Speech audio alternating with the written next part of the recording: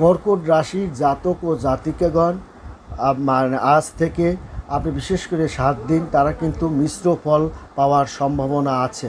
তার কারণ বছরের শুরুতেই শনি কুম্ভ রাশির অষ্টম ঘরে অবস্থান করার কারণে শনি আপনাকে কিন্তু অনেক ক্ষয়ক্ষতি করার একটা সম্ভাবনা আছে।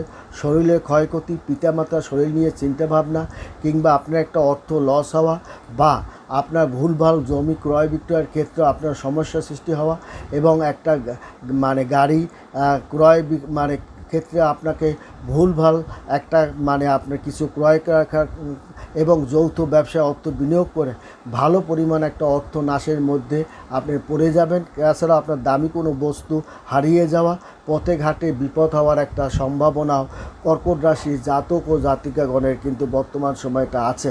এবং রাহু মীন রাশিতে নবম ঘরে থাকার কারণে আপনাকে কিন্তু